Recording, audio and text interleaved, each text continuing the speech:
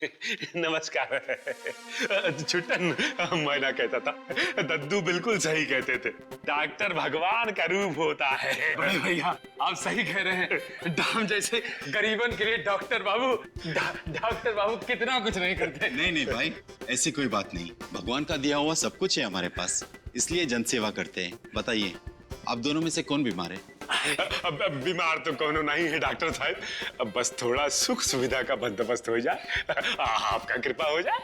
मैं समझा नहीं। छुट्टन, क्या है डॉक्टर साहब के औरत का पेट का ऑपरेशन करवाना है। ऑपरेशन? अरे औजार वगैरह तो है, बस ऑपरेशन कर दीजिए। देखिए, मैं ऑपरेशन नहीं करता, मगर आपके पास अगर कोई डॉक्टर है तो मैं अपना ऑपरेशन थिएटर भाड़े पे दे सकता हूँ। साहब डॉक्टर तो हमारा कोई नहीं है, एक मित्र है हमारे, लेकिन क्या है कि डॉक्टरी का लाइसेंस नहीं है उनके पास। चलेगा? चलेगा। यहाँ पे जो भी डॉक्टर ऑपरेशन करता है उसके पास लाइसेंस नहीं रहता। तो मतलब कोनो टेंशन वेंशन नहीं है। ये कोई नई बात नहीं है, हर महीने एक आध पार्टी आ जाती है ऐसा ऑपरेशन करने। अच्छा, महीने में कौन कौन आता है, कुछ बताएंगे का? तुम्हें क्या लेना देना उसे? ऑपरेशन करवाना है तो बोलो, 1 घंटे के 20,000 रुपए। 20,000? बड़े भैया डॉक्टर बाबू को कितने साल का सजा होगा हवालात में? यही तकरीबन 20 साल का तो होगा। 20 साल? डॉक्टर बाबू क्या बकवास कर रहे हो तुम? एक तो मैं तुम्हारी मदद कर रहा हूँ और तुम मुझे धमका रहे हो। कौन हो आप लोग? डॉक्टर साहब का है कि आपके पास जो डॉक्टर्स आते हैं ना, उनके पास लाइसेंस नहीं होता है, लेकिन क्या है कि हमारे पास आपको पकड़ने का लाइसेंस है। ये देखिए, ये देखिए। सीआईडी? सीआईडी। सर मुझे माफ कर दीजिए, मुझसे गलती हो गई। माफ कर दीजिए। पहले बता, महीने में कौन कौन आता है एक बार यहाँ पे ऑपरेशन करवाने के लिए गैर कानूनी तरीके से? सर गांव के 2-4 गुंडे गांव की कुछ औरतों को लेके आते। गांव की औरतों को लेके आते हैं या फिर जंगल की औरतों को? शायद जंगल में रहने वाली औरतें, लेकिन किस चीज का ऑपरेशन होता है वो मुझे नहीं मालूम। देख, सच सच बोल, झूठ मत बोल, समझा? सर मैं सच कह रहा हूँ, मैं पैसे लेके 2 घंटे के लिए बाहर चला जाता हूँ। और क्या पता है उसके बारे में? सर एक बात है, जो भी औरतें अपने ऑपरेशन करवाने के लिए आती थी वो अपनी मर्जी से आती थी। अपनी मर्जी से आते हैं? बिना जोर जबरदस्ती के? सर ये कैसे मुमकिन हो सकता है?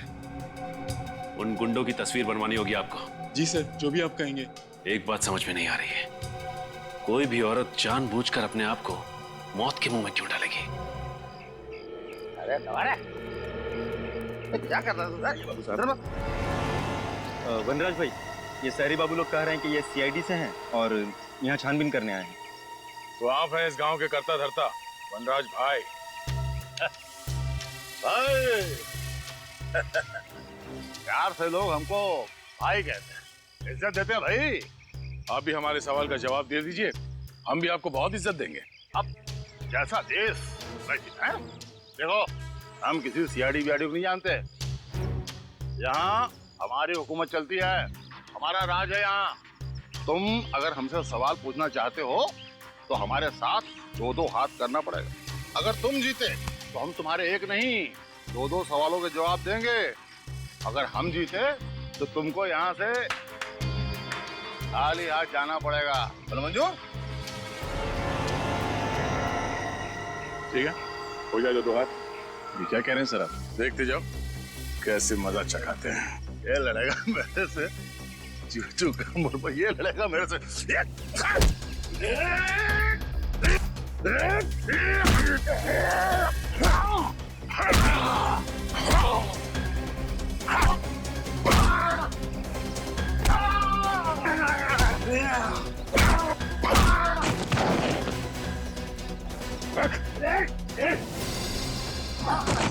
अब मेरे सवालों का जवाब देगा, हाँ? या और खातिरदारी करो तेरी?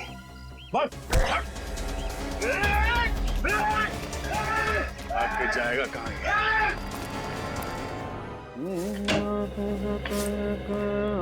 ओए, ये क्या? ये सुनने के लिए तूने जल्दी बुलाया हमको? तेरा गाना? अरे गा नहीं रहा हूँ बॉस, गुनगुना रहा हूँ। दोनों में फर्क होता है। और बुलाया मैंने आपको इसलिए ताकि आपसे ये सुन सकूं, वाह सालुखे, कुछ बात है तुझमें। वाह सालुंखे, कुछ बात है तुझमें, ऐसे मैं कहूँ? हाँ। क्यों? तूने ये पता लगाया कि इन औरतों के ऊपर ये जो सर्जरी के निशान है वो क्यों है?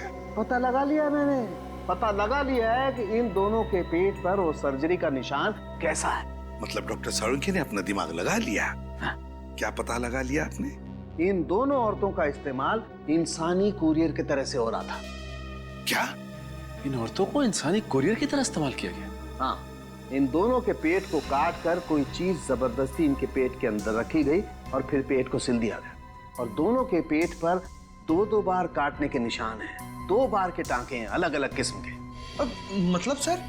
मतलब ये कि पहले इनके पेट को काट कर कोई चीज जबरदस्ती इनके पेट के अंदर रखी गई और पेट को सिल दिया, और बाद में टांके काट कर वो चीज बाहर निकाली गई और फिर से टांके लगा करके पेट को सिल दिया गया। मतलब इन बेचारी औरतों को स्मगलिंग के लिए इस्तेमाल किया गया। लेकिन तुझे पता कैसे चला साळुंखे? बॉस, जब वो चीज जबरदस्ती इनके पेट के अंदर रखी गई तो इनके पेट की कुछ मांसपेशियां फट गई थी और उसमें जगह बन गई कुछ रखने के लिए। सर, अगर ये पहली औरत के साथ भी ऐसा ही हुआ तो पता कैसे नहीं चला? वो इसलिए कि जब उस औरत को अस्पताल में लाया गया वो जिंदा थी, और जब तक मैं उसकी जांच करता उसकी मांसपेशियों के घाव अपने आप भर गए थे। लेकिन इन दोनों औरतों को अस्पताल में जब लाया गया ये मर चुकी थी, इसलिए घाव भरने का कोई सवाल ही पैदा नहीं होता। स्मगलिंग करने के बहुत सारे तरीके आज तक देखे, लेकिन सबसे अजीब तो ये है। डॉक्टर सर, इनके पेट में रखा क्या गया था? वो पता नहीं चल पाया, वो पता लगाना पड़ेगा। हाँ सर, ये तो पता लगाना ही पड़ेगा कि आखिर ये तस्करी किस चीज की हो रही थी। सचिन, पता तो हम लगा ही लेंगे कि किस चीज की तस्करी की जा रही थी, लेकिन है कौन ये टेढ़ा दिमाग जिसने इन बेचारे गरीब औरतों का इस तरह से इस्तेमाल किया? है कौन ये? वनराज, वनराज, ये नीचे, नीचे। माफ कर दो, गलती हो गई साहब, गलती हो गई साहब, माफ कर दो।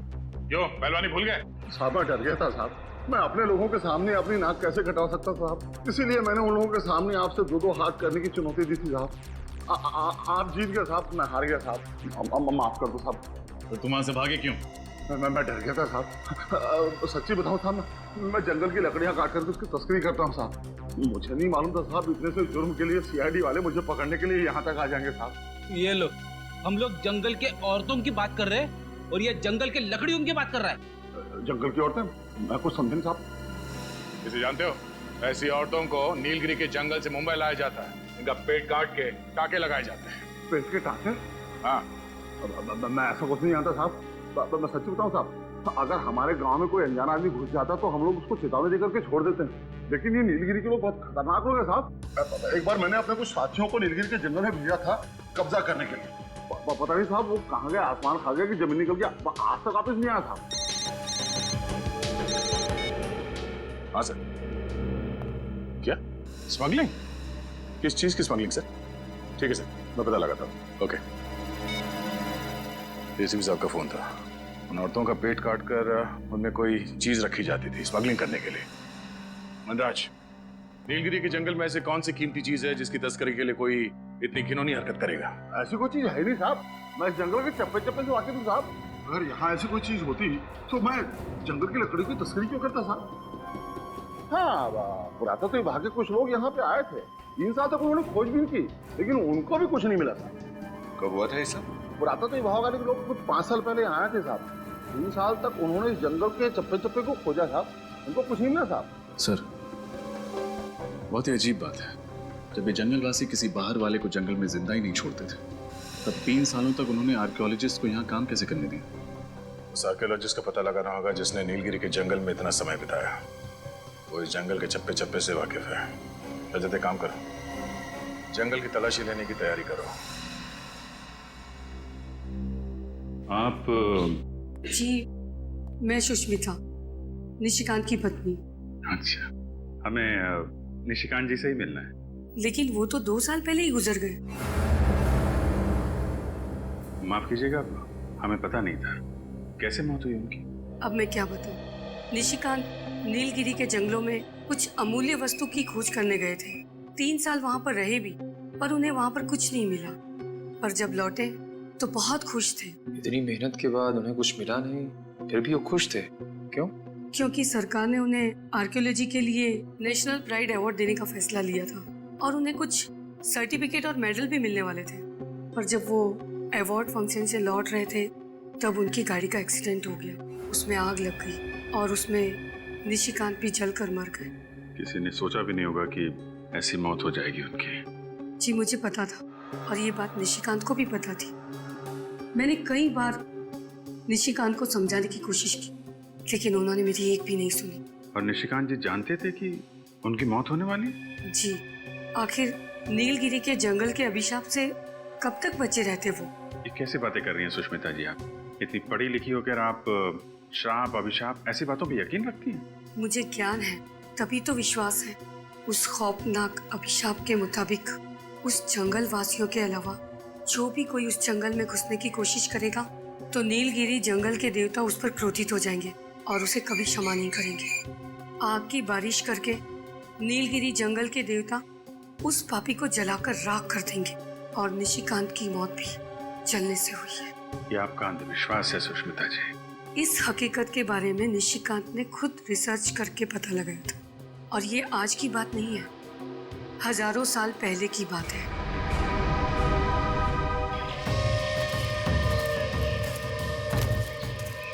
सर, जंगलों में जंगली जानवर होते हैं ना? रेडी, जंगली जानवर तो जंगल में ही होंगे ना।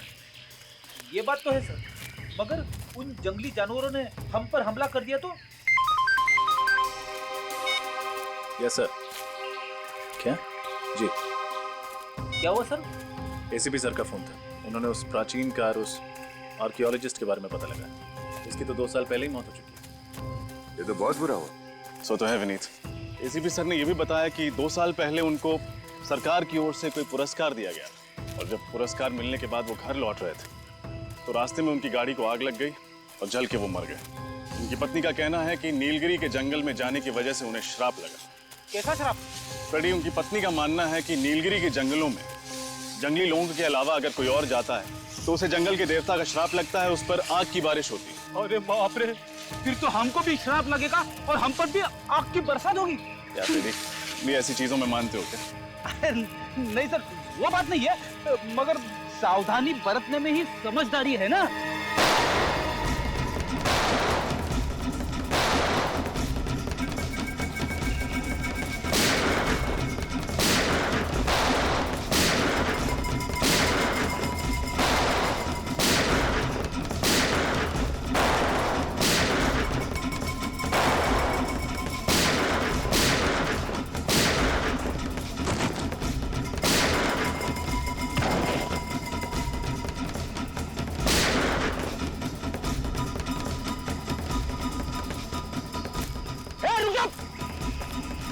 रुक जाओ!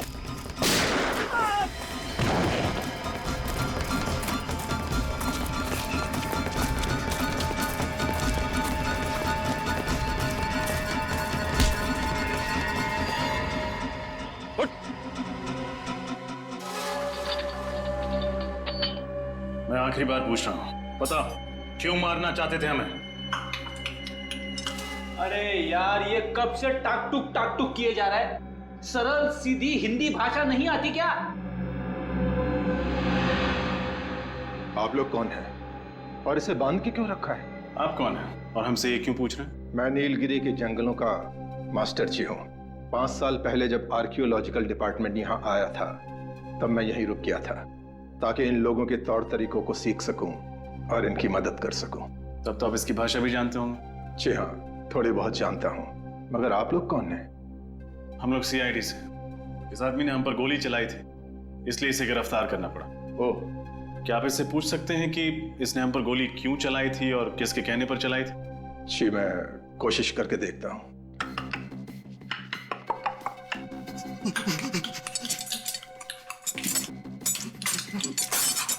ये क्या कह रहा है?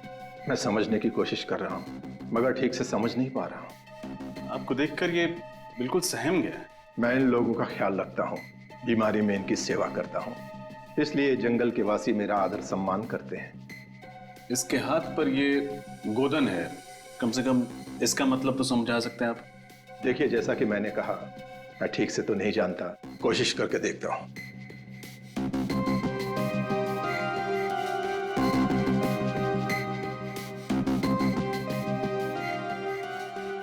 इस पर पौराणिक भाषा में ये लिखा है, जिसका मतलब ये है कि ये आदमी जंगल के देवता का सिपाही है और देवता द्वारा दी गई भेंट की रक्षा करना इसका कर्म और धर्म है। देवता का सिपाही सरकारी सिपाही पे गोलियां चलाता है?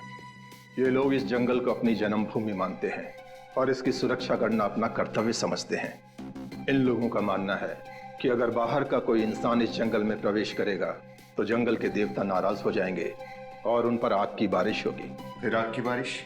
आग की बारिश का मतलब क्या है? हो सकता है ये सब काल्पनिक हो, लेकिन इन लोगों का इस बात पर बहुत भरोसा है।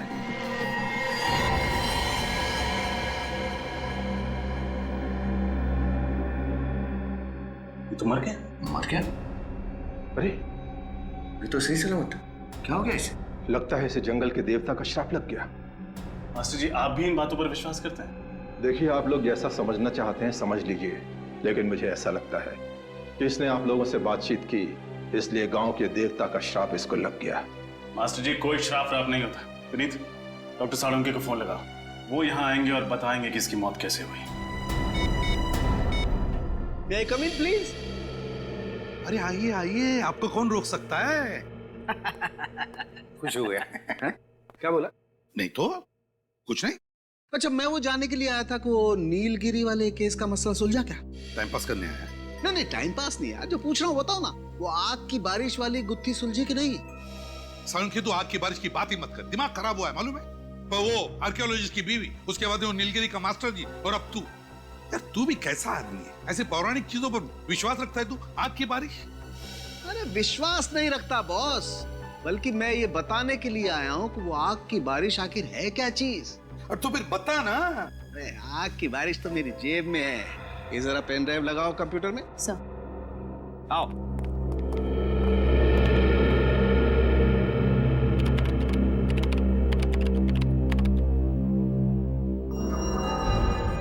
ये देखो बस, ये उल्का पिंड, जिन्हें आप उल्का तारा भी कह सकते हैं। मीटियोराइट्स और कॉमेट्स। एग्जैक्टली, अंग्रेजी में यही कहते हैं। बॉस, वैसे तो ये उल्का पिंड ब्रह्मांड में चक्कर लगाते रहते हैं, लेकिन कभी कभी धरती के गुरुत्वाकर्षण, ग्रेविटेशनल फोर्स की वजह से जब धरती की तरफ बढ़ने लगते हैं तो धरती के अंदर घुसने के लिए इन्हें धरती के वातावरण को चीर करके आना पड़ता है। और ऐसा करने के लिए इन गुरुत्वाकर्षण की वजह से इसमें एक जबरदस्त घर्षण होता है, जिसकी वजह से इनका तापमान बढ़ जाता है। कभी कभी तो इनका तापमान 10,000 डिग्री सेल्सियस से भी ज्यादा हो जाता है। 10,000 डिग्री से भी ज्यादा? तब तो ये आग के गोले बन जाते हैं, और जब ये धरती की तरफ गिरने लगते हैं तो लगता होगा आग की बारिश हो रही है। और बॉस, मेरी रिसर्च बताती है कि हजारों साल पहले नीलगिरी के जंगलों में ऐसी ही आग की बारिश हुई थी। और शायद इसीलिए नीलगिरी के जंगल में रहने वाले लोगों को लगता होगा कि अगर कोई बाहर का आदमी उनकी जमीन पर पैर रखे उनकी देवताओं की इजाजत के बगैर, तो देवताओं को गुस्सा आता होगा और वो आग की बारिश करते होंगे उस पर। हाँ विनीत, क्या? अच्छा ठीक है, ओके। यार साळुंके, तूने तो कमाल का रिसर्च कर दिया यार। तुझे तो गिफ्ट देनी पड़ेगी। हाँ हाँ, दो जरूर दो। आजा आजा। साळुंके, तुझे मैं नीलगिरी के जंगल की सफर करवाता हूँ। नहीं नहीं, मैं नीलगिरी के जंगलों में क्या करूंगा? नहीं बॉस, मैं अपनी लैब में ठीक हूँ यार। अबे डरता क्या है? वहाँ कोई आग की बारिश वारिश नहीं होने वाली है। फिर भी यार। साळुंके, वहाँ पर एक नीलगिरी वासी की मौत हुई है हमारे लोगों की आंखों के सामने, और मैं चाहता हूँ कि तू वहाँ चले जाए। ओह अच्छा अच्छा, तुम नहीं आओगे? पिकनिक है। नहीं नहीं, मतलब तुम होते तो। अब अभिजीत आ रहा है। हाँ ठीक है। हाँ। और भाभी के हाथ का सलाद भी लेके जाना साथ में। भाभी का नाम नहीं लेना यार। हाँ समझा? अच्छा। क्या यार, फंसा देते हो तुम लोग यार।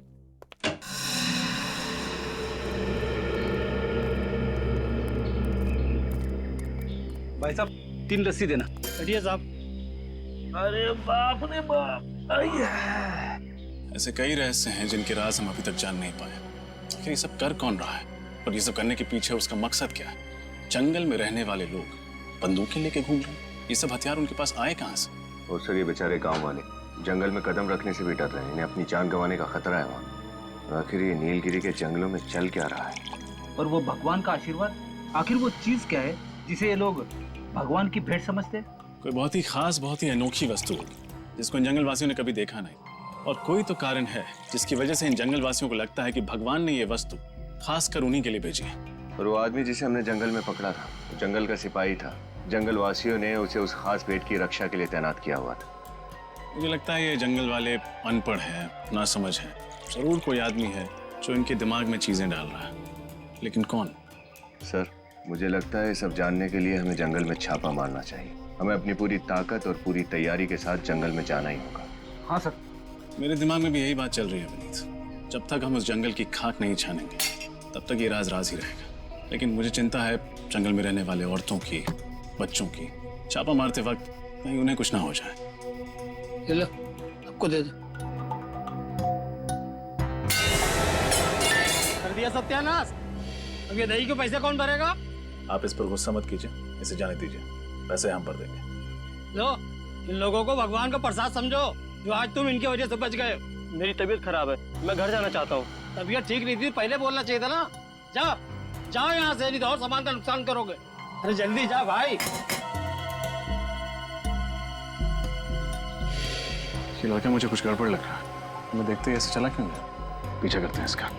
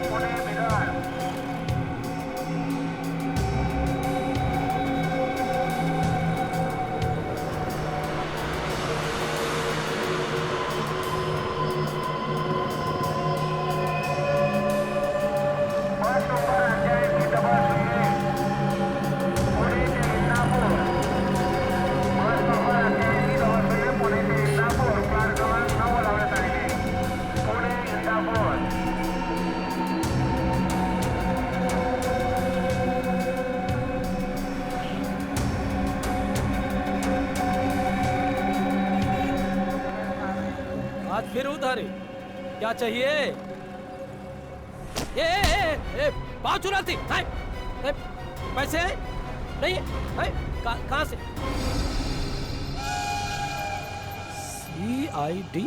CID HELP help. CID help? किसने लिखा है ये तुम्हारी कलाई पर? हैं? किसने लिखा है? किसने? श्रेया, जरा बात करो इससे। लगता है ये बहुत डरी हुई है। देखो, अगर तुम हमें कुछ बताओगी नहीं तो हम तुम्हारी मदद नहीं कर पाएंगे। डरो मत, जो भी है सब सच सच बता दो। कौन हो तुम? तुम्हारा नाम क्या है? तुम चोरी क्यों कर रही थी?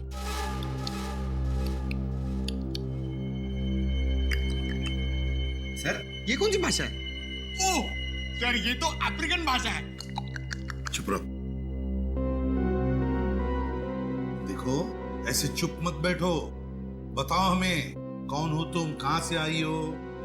ये जो लिखा है ना CID, हम हैं CID। कुछ समझ में रही है या नहीं? सर, लगता है इसे भूख लगी है। हाँ, पहले कुछ खाना खिला दे इसे। हाँ, ले जाओ इसे। चलो, तुम मेरे साथ चलो। चलो, आराम से। अरे संभल। क्या हुआ इसे? जल्दी से हॉस्पिटल ले जाओ। हाँ सर। पंकज, तुम जाओ साथ में। संभल के उठो, संभल के। कमाल है सर, इस लड़की के हाथ पे लिखा हुआ है CID हेल्प, और ये खुद तो कुछ बोल ही नहीं रही है। सचिन, ये CID हेल्प उसकी जो कलाई पर लिखा है ना, वो किसी और ने लिखा है, किसी और ने। ये तो बेचारी हिंदी तक बोलना नहीं जानती। सर, इसके हाथ पे जिसने भी ये सब लिखा है वो जरूर हमसे कोई मदद चाहता है। जल्दी से जल्दी पता लगाना पड़ेगा कि ये सारा माजरा क्या है। लेकिन कैसे सर? एक काम करते हैं, जिस बस स्टॉप पर ये लड़की इस दुकानदार से मिली थी, उसी बस स्टॉप से पूछताछ शुरू करते हैं।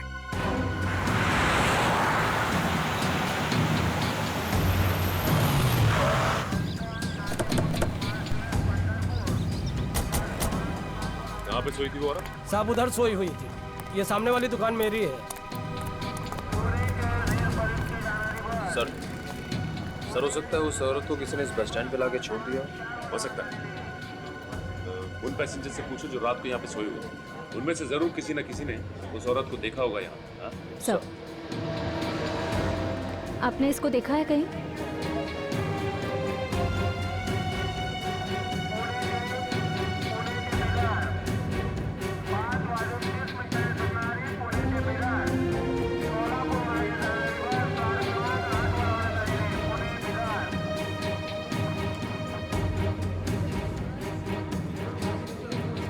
इस औरत को यहाँ पे बस स्टॉप पे देखा आप लोग ने? मैंने तो नहीं देखा, पर एक भिखारी यहाँ सोता है रात को, शायद उसने देखा होगा। बता पाए? आइए सर, यही है वो आदमी। तो भाई साहब, इस औरत को आपने यहाँ पे बस स्टॉप पे देखा था क्या? हाँ देखा ना साहब, इधर ही जमीन पे लेटी थी।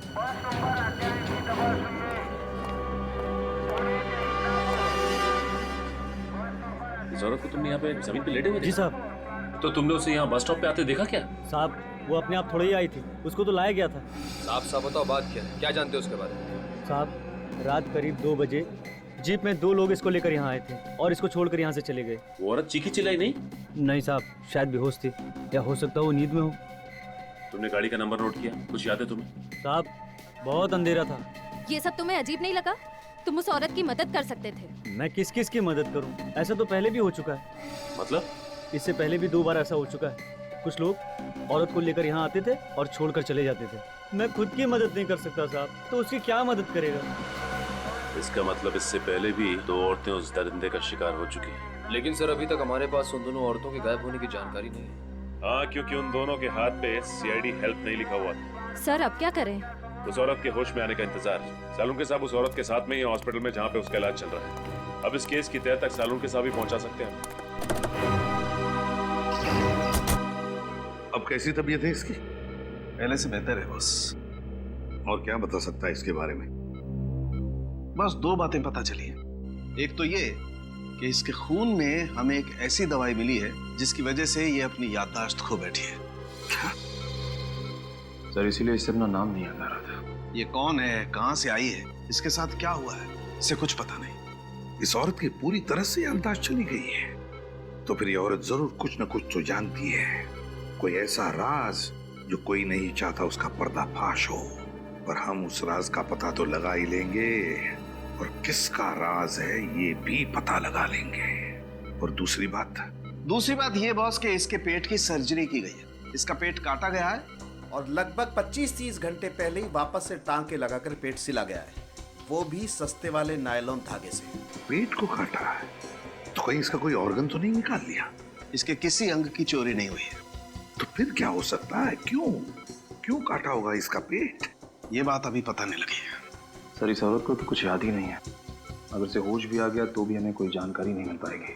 पता लगा लेंगे निखिल, पता लगा लेंगे। वो 2 औरतें, बिल्कुल ऐसी 2 औरतें जिनको इसी हालत में छोड़ा गया था उस बस स्टॉप पर, उन 2 औरतों के बारे में पता लगा। आसपास जितने भी हॉस्पिटल्स है वहां जाकर के पूछताछ करो, पता लगा उन 2 औरतों के बारे में कोई ना कोई सुराग तो जरूर मिल जाएगा।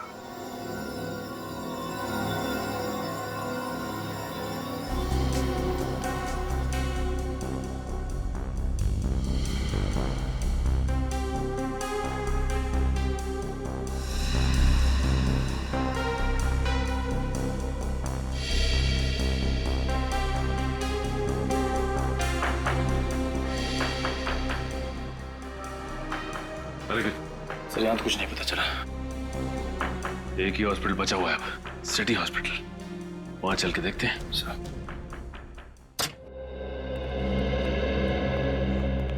हम लोग CID से एक लड़की के बारे में कुछ पूछताछ करनी थी। CID? जी हाँ, CID। इस फोटो को ध्यान से देखिए और बताइए कि क्या ये लड़की अपना इलाज करवाने के लिए आपके हॉस्पिटल में आई थी? जी हाँ, इस लड़की के पेट पे ऑपरेशन का निशान है। घाव देख के लगता है मानो इस लड़की का ऑपरेशन 2-3 दिन पहले हुआ। तो हम जानना चाहते हैं लड़की इस हॉस्पिटल में एडमिट हुई थी या नहीं। सर ये तो क्या? सर हमारे हॉस्पिटल में 2 औरतों की लाशें आई हैं। 2 औरतों की लाशें? हाँ सर, और उनकी वेशभूषा तकरीबन ऐसी ही थी और उनके गहने भी तकरीबन ऐसे ही हैं। तो क्या उन दोनों औरतों की लाशें अभी भी मुर्दा घर में? हाँ सर, उन दोनों लाशों की शिनाख्त करने अभी तक कोई नहीं आया है, इसलिए वो दोनों लाशें मुर्दा घर में ही है। ठीक है, तो इन दोनों लाशों को हम देखना चाहेंगे। ठीक है सर, मैं अभी मॉर्ग के इंचार्ज को बुला देती हूँ। प्लीज। हेलो, आप जल्दी से लॉबी में आ जाइए, CID वाले आए हैं। सर वो आ रहे हैं।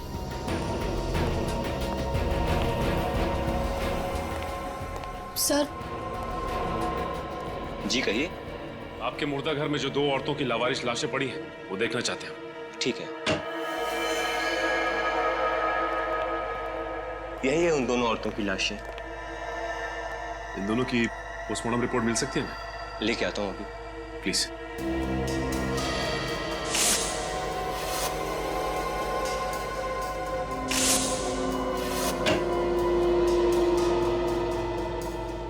ये रही रिपोर्ट। निखिल, ये देखो, पोस्टमार्टम रिपोर्ट में लिखा गया है कि इनके पेट में जो घाव है वो ऑपरेशन की वजह से नहीं है, और जिस डॉक्टर ने पोस्टमार्टम किया है उसका भी यही कहना है कि इनका ऑपरेशन नहीं किया गया है। मतलब सर, इनके शरीर से कोई भाग, कोई ऑर्गन निकाला नहीं गया? मतलब ये केस इलीगल ऑर्गन ट्रांसप्लांट का नहीं है, मामला कुछ और ही है। सर, अगर इनके शरीर से कोई भाग निकाला नहीं गया है तो फिर इनका पेट काटा क्यों, वापस सिलवाया क्यों गया होगा? यही तो मैं भी सोच रहा हूँ निखिल। ये देखा तुमने, ये जो सिलाई करने के लिए धागे का इस्तेमाल किया गया है, ये देखो, ये सर्जिकल धागे बहुत ही घटिया क्वालिटी के हैं। तुम्हें याद है सालू के साहब भी कह रहे थे कि गुड़िया के पेट पे जो टाके लगे थे उनमें भी इसी तरह के धागे का इस्तेमाल किया गया था। सर, बस स्टैंड पे उस भिखारी ने बताया था कि उसने वहां पे 3 औरतों को देखा था। सर, इसका मतलब? हाँ, और वो तीनों औरतें यही हैं, 2 ये और तीसरी वो गुड़िया। ये तीनों की तीनों मुंबई के बाहर से आई हैं, किसी एक ही जगह से। सर, मुंबई से बाहर से आई हैं एक जगह से, मतलब? ये नोटिस किया तुमने? ये देखो, इनकी फोटोज में साड़ी पहनने का स्टाइल, सजने संवरने का स्टाइल और गुड़िया के बात करने का स्टाइल, इन सबको देखकर लगता है कि ये तीनों औरतें मुंबई से बाहर से ही आई हैं, किसी एक ही जगह से। सर, अगर ये तीनों औरतें मुंबई के बाहर किसी एक जगह से आई हैं तो इनके बारे में पता कैसे चलेगा? पता चलेगा निखिल, पता चलेगा। हर बस स्टॉप, हर रेलवे स्टेशन की खाक छाननी होगी, फिर पता चलेगा। नहीं साहब, मैंने तो नहीं देखा। पक्का? इस तरह के कपड़े पहने हुए कहीं? नहीं सर, यहाँ नहीं। नहीं साहब, यहाँ पर आसपास कहीं पे भी? देखिए, इस तरह के कपड़े पहने हुए कोई भी औरत आसपास दिखाई देती है तो आप प्लीज मुझे इन्फॉर्म कीजिए। ये मेरा कार्ड है, इस पे मेरा नंबर लिखा हुआ है, फोन कीजिए प्लीज।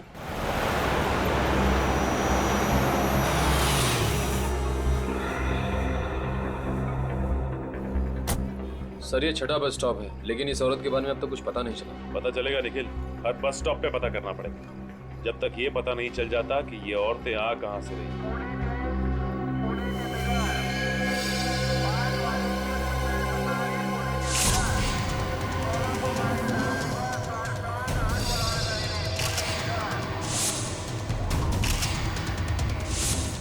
वो देखो, उस औरत ने भी वैसे ही कपड़े पहन रखे। हाँ सर।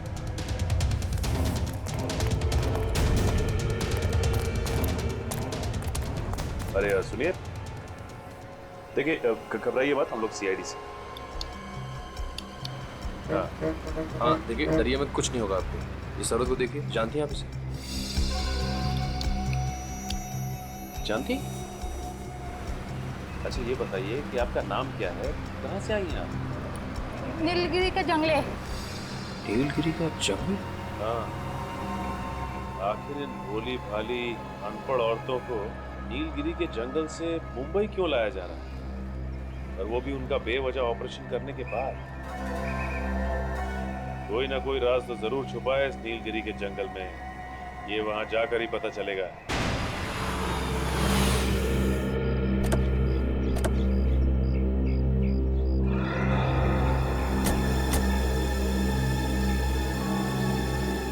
अरे, इन गांव वालों का स्वागत करने का तरीका बड़ा अजीब है। ये हमारा स्वागत नहीं कर रहा, बल्कि हमें देखकर नाखुश है। वैसे भी हम यहाँ इनसे मिलने नहीं आए, हम लोग नीलगिरी की जंगल के उन औरतों के पेट की सर्जरी का राज जानने आए हैं, और हम वो जानकर ही रहेंगे। देखिए, हम लोग CID से और यहाँ पे कुछ छानबीन करने आए हैं। आप लोगों को हमसे डरने की कोई जरूरत नहीं है। डरना तो आपको पड़ेगा शहरी बाबू, और इधर से जाना भी होगा। ये धरती हमारी कर्म भूमि है, हमारी धर्म भूमि है। यहाँ पर किसी गैर इंसान को हम आने नहीं देंगे। काश हम लोग आपकी बात मान सकते हैं, लेकिन सीआईडी ना ही अपने आगे बढ़ाए हुए कदम पीछे लेती है और ना ही हमें तहकीकात करने से कोई रोक सकता है। अगर आप लोगों ने कोई हरकत की तो ठीक है, आप लोग अपना काम कर सकते हैं, लेकिन छानबीन करने से पहले आपको उनसे मिलना होगा। किससे मिलना पड़ेगा? आइए मेरे साथ। चलिए आइए। हाँ भाई मनसुख, अरे एक हफ्ते पहले मैंने तुझसे ऑपरेशन के लिए 1 दर्जन कैंची, 2 दर्जन मोटी वाली सुई और नायलॉन के धागे मंगवाए थे। कब भेजेगा भाई? ठीक है, कल तक माल आ जाना चाहिए। मैं अभी रखता हूँ। माफ कीजिए, क्या चाहिए आपको? इस तरह के नायलॉन का धागा। हाँ, है ना। जानवर कौन सा है आपका? जानवर मतलब? अरे भाई, जानवर बड़ा होगा तो धागा भी ज्यादा लगेगा ना। चमड़ी मोटी होती है ना उनकी। छोटा होगा तो 1-8 मीटर में काम हो जाएगा। मतलब ये धागा सिर्फ जानवरों पे इस्तेमाल किया जाता है? जी हाँ, आपको ये बात मालूम नहीं थी क्या? देखिए हम लोग सीआईडी से। सीआईडी? जी हाँ, सीआईडी। हमारी जानकारी के हिसाब से ऑपरेशन करने के लिए इस तरह का धागा सिर्फ आपके पास मिलता है। बात तो ठीक है, लेकिन हुआ क्या है? यहाँ पास के बस स्टॉप से हमें एक औरत मिली है जिसका ऑपरेशन किया गया है, और ऑपरेशन करने के बाद टाके इसी धागे से लगाए गए। औरतों के टाके इस धागे से? लेकिन आजकल तो कोई भी डॉक्टर इन धागों से इंसानों पर टाके नहीं लगाता। ऐसे धागे तो सिर्फ जानवरों के लिए उपयोग किए जाते हैं।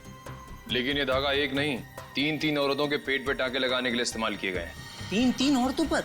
जी हाँ, 3 औरतों पर। वैसे ये सामग्री आप जहाँ सप्लाई करते हैं उनकी जानकारी तो होगी आपके पास? जी हाँ, 1 मिनट।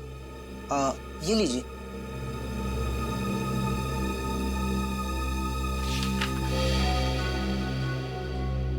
सर, ज्यादातर ऑपरेशन का सामान बड़े बड़े क्लिनिक और सरकारी हॉस्पिटल में भेजे गए हैं। सर, ऐसे हॉस्पिटल तो कानून का पालन करते ही होंगे। हाँ, वो तो ठीक है, लेकिन निखिल, लेकिन ये देखो, बहुत से दवाखाने हैं जिनका लाइसेंस नंबर नहीं लिखा गया है यहाँ पे। इसका मतलब ये डॉक्टर्स गैर कानूनी तरीके से डॉक्टरी कर रहे हैं। सर, हो सकता है सर, लेकिन इस रजिस्टर में उनका नाम है, पता नहीं है। क्या चल रहा है? हाँ? चल क्या रहा? जिन दवाखानों का लाइसेंस तक नहीं है, आप उन्हें माल सप्लाई कर रहे हैं, और जिनको माल सप्लाई कर रहे हैं उनका पता तक नहीं है आपके पास। वो क्या, आपसे तो बाद में निपटते हैं। उससे पहले शहर के जितने भी दवाखाने हैं जिनका लाइसेंस नहीं, वहां पे छापा मारते हैं। वहीं से कुछ ना कुछ पता चलेगा। देखो रामू, ये कोई आम खांसी नहीं, टीबी वाली खांसी है। अगर सही समय पे मेरे पास नहीं आते तो 15-20 दिन के लिए अस्पताल की खटिया पकड़नी होती। ये दवा लो, सुबह शाम खाने के बाद ले लेना, ठीक हो जाओगे। जी। रक्षा करनी होगी, रक्षा करनी ही होगी। अजीब आदमी दिखाई नहीं देता है क्या? माफ कीजिएगा।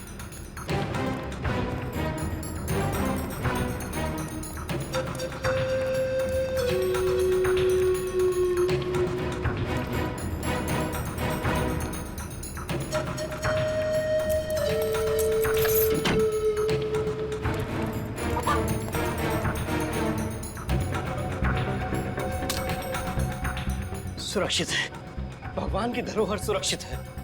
मगर कब तक? शहर के लोग इसे ढूंढते हुए यहाँ तक आ गए। तो ये है भगवान का उपहार, लो हमें दे दो। नहीं, कभी नहीं। तुम सब लालची हो, राक्षस हो। हमारे देवता के आशीर्वाद को हमसे छीनना चाहते हो। देखो, चुपचाप ये बॉक्स हमारे हवाले कर दो, वरना क्या? मैं अपने प्राणों की आहुति दे दूंगा, मर जाऊंगा, लेकिन जंगल के देवता के इस उपहार को तुम शहरी लोगों के हाथों में कभी नहीं दूंगा। हम पर विश्वास करो, हम सीआईडी से, हम जंगलवासियों के दुश्मन नहीं, शुभ चिंतक है। नहीं, झूठ बोला है तुम सब। तुम शहर के लोग अभिशाप बन के आए हो हमारे लिए। देखो, हम जंगलवासियों का धरोहर नहीं छीनना चाहते, हम बस उस गुनहगार को पकड़ना चाहते हैं जो नीलगिरी के जंगल की भोली भाली औरतों को तस्करी के लिए इस्तेमाल कर रहा है। हम उस राक्षस को पकड़ना चाहते हैं। क्या तुम उन भोली भाली औरतों को नहीं बचाना चाहते? नहीं, आप लोगों का ये इरादा नहीं है। मैंने आपकी बातें सुनी है। आप इस नीलगिरी के जंगल को बर्बाद कर देना चाहते हैं, यहाँ के जीवन और यहाँ की शांति को नष्ट कर देना चाहते हैं। बात सुनो, हम जंगल को बर्बाद करने नहीं आए, हम उन दुश्मनों को पकड़ने आए हैं जो बंदूक लेके घूम रहे जंगलों में। वही असली दुश्मन है जंगल के, समझे? हाँ, हम तुम्हारे दोस्त हैं, दुश्मन नहीं। हम पर विश्वास रखो प्लीज, हम पर विश्वास रखो। मगर लाओ ये बॉक्स हमें दे दो। ठीक है साहब, आप लोग इसकी रक्षा कीजिएगा। किसी गलत हाथों में मत पड़ने दीजिएगा साहब।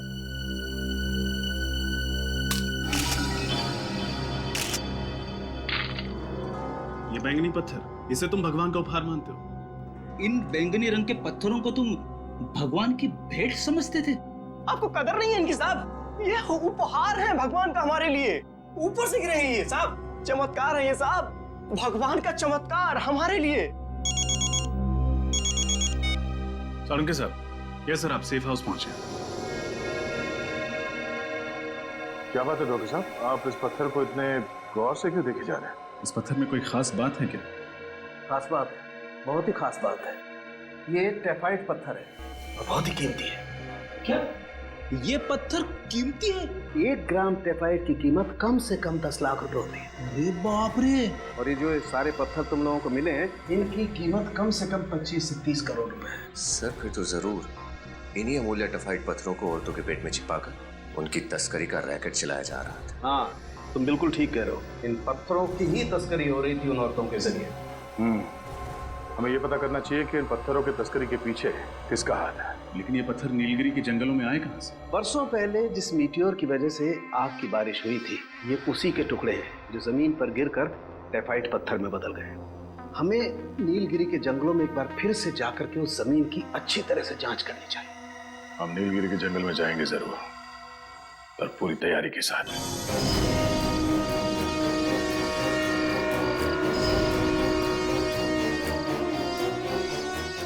जो हरे रंग के आकार दिख रहे हैं वही जंगलवासी है। कहाँ सर? मुझे तो कोई दिखाई नहीं दे रहा। वो जो घर जैसी चीज है वहां देखो, तो आदमी दिखे। अरे हाँ, ये गॉगल तो बड़ा ही कमाल का है। अंधेरे में भी आदमी दिखाई देते। वह धीरे बोलना चाहिए, उन जंगल वासियों की सुनने की शक्ति बहुत तेज होती है।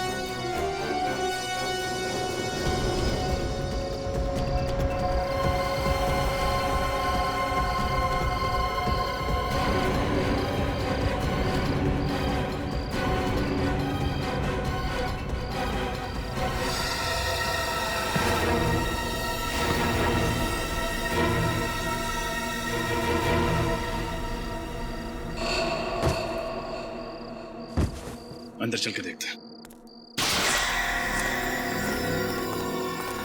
यहाँ तो कोई नहीं सर। अच्छी तरह से तलाशी लो, कोई ना कोई सुराग जरूर मिलेगा।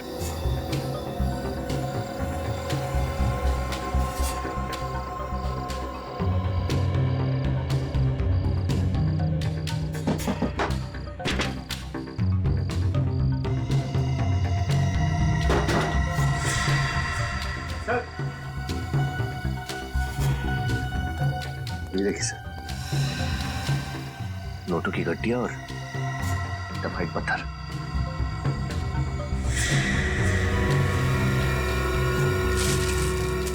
इतने सारे टेफाइट के पत्थर, इनकी कीमत तो करोड़ों में होगी। ऐसा कौन हो सकता है जो नीलगिरी की अमूल्य अमानियत को चुराने की साजिश कर रहा है? लगता है कोई। अरे ये कौन है? खोलो इन्हें, गलती से जंगल में आ गए होंगे और जंगल वासियों ने इन्हें यहाँ जबरदस्ती बंदी बना के रखा होगा।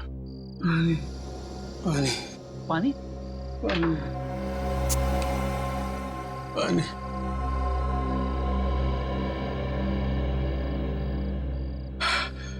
कौन है आप और किसने किया आपके साथ ये सब? आप लोग कौन हो? हम लोग सीआईडी से, हमने यहाँ जंगल पे छापा मारा। भगवान का लाख लाख शुक्र है, आपको मेरा संदेश मिल गया। वो आप हैं जिसने उस औरत की कलाई पर सीआईडी हेल्प लिखा था? मैंने ही वो संदेश लिखा था।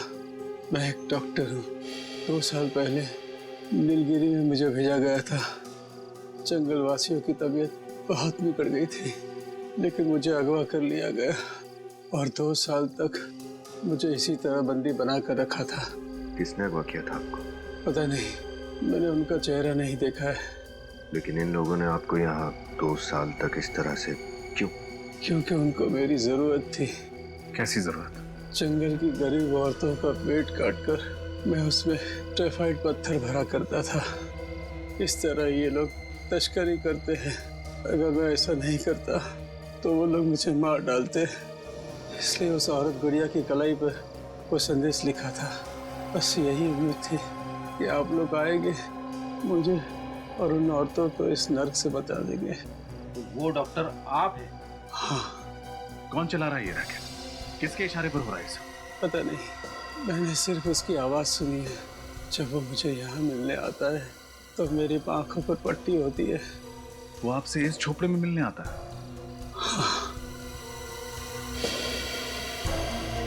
ये क्या है?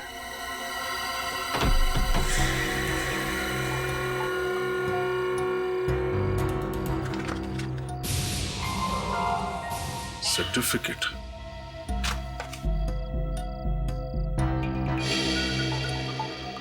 मेडल।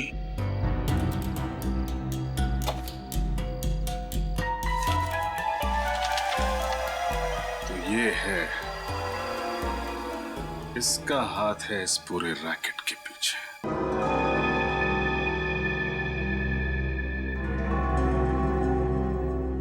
अरे डॉक्टर साहब, इतनी जल्दी भी क्या है? देख लीजिए कहीं कोई जरूरी सामान छूट तो नहीं गया। जंगल के अंदर एक झोपड़ा, झोपड़े के अंदर एक बक्सा, बक्से के अंदर एक सर्टिफिकेट, एक मेडल, और इनमें छुपा एक राज। क्यों डॉक्टर साहब? डॉक्टर साहब, बेटा मैं कोई डॉक्टर वॉक्टर नहीं हूँ। मैं तो इस गांव का गरीब मास्टर जी हूँ। मास्टर जी या फिर मास्टरमाइंड? टाइफाइड की स्मगलिंग का रैकेट आप ही चलाते हैं ना? टाइफाइड जंगल से बाहर निकालने के लिए जंगल की मासूम औरतों का पेट काटकर उन्हें कुरियर का पैकेज बनाकर खुद मालामाल होना चाहते थे। ये कैसा आरोप लगा रहे हैं आप लोग मुझ पर? मैं तो गांव का एक गरीब मास्टर जी हूँ जो इस केस की तह तक पहुंचने में आप लोगों की मदद कर रहा हूँ। मुझे नहीं पता कि ये टाइफाइड पत्थर है। ओह, हम तो भूल ही गए थे कि आप एक गरीब लाचार गांव वाले हैं। आपको कैसे पता होगा कि उस पत्थरों की कीमत क्या है? वही तो आप लोगों को गलतफहमी हुई है। गांव का बूढ़ा मास्टर इन पत्थरों की कीमत से अनजान हो सकता है, लेकिन डॉक्टर निशिकांत नहीं। नेशनल प्राइड अवार्ड जीतने वाले आर्कियोलॉजिस्ट को तो पूरा ज्ञान होगा, और होना भी चाहिए। एक कदम भी आगे मत बढ़ाना वरना। जरा ध्यान से देखो डॉक्टर साहब, हमारे हाथ में बंदूक है, ये चाकू हमारा क्या बिगाड़ लेगा? ये कोई आम चाकू नहीं है। इस चाकू की धार पे मैंने जहरीले पौधे का लेप लगाया हुआ है। ये वही जहर है जिससे उस आदमी की मौत हुई थी? हाँ, उस आदमी के हाथ का टैटू देखते समय मैंने उसके हाथ में छोटा सा पिन चुभो दिया था जिसमें ये जहर लगा हुआ था। कुछ ही पल में तुम भी ब्यूरो में कैद हो गए। इससे तो अच्छा होगा कि मैं अपनी जिंदगी खुद ही खत्म कर लूं।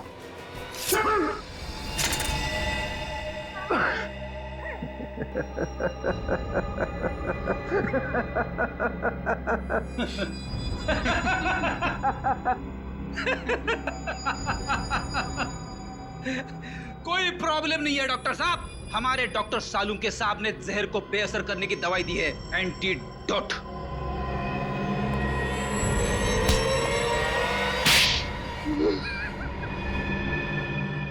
बताओ, किस नाम से बुलाए तुमको? निशिकांत जी या फिर मास्टर जी? जब मैं नीलगिरी के जंगलों में प्राचीन चीजों की खोज के लिए खुदाई कर रहा था तो मुझे टाइफाइड पत्थर मिला, और उसे देखते ही मेरे मन में लालच आ गया, क्योंकि मैं जानता था कि वो पत्थर बहुत कीमती और बहुमूल्य है। और फिर मैंने उस बेशकीमती पत्थर को हासिल करने का एक प्लान बनाया। अपनी ही मौत का प्लान है ना? अपनी गाड़ी में बिठा दिया किसी को और लगा दिया आग। उस गाड़ी जलने की आग में जल गया निशिकांत, और पैदा हुआ एक राक्षस मास्टर जी। लेकिन एक बात समझ में नहीं आई कि नीलगिरी के जंगल के रहने वाले लोगों ने वो जंगल में वापस कैसे जाने दिया? खुदाई के दौरान मैं 3 साल तक वहां रहा था और मैंने उनके तौर तरीके सीख लिए थे। और जब मैं दोबारा वहां पहुंचा मास्टर जी के रूप में, तो मैंने उस बात का फायदा उठाया और उन लोगों की खूब सेवा की, जिससे वो लोग मुझ पर और ज्यादा भरोसा करने लगे थे। और उस भरोसे का गलत फायदा उठाया तुमने, टाइफाइड की स्मगलिंग शुरू कर दी। लेकिन एक बात समझ में नहीं आई, स्मगलिंग करने के लिए क्या जरूरत थी उन औरतों का पेट फाड़ने की? और कोई तरीका नहीं था? हाँ, और कोई रास्ता नहीं था मेरे पास।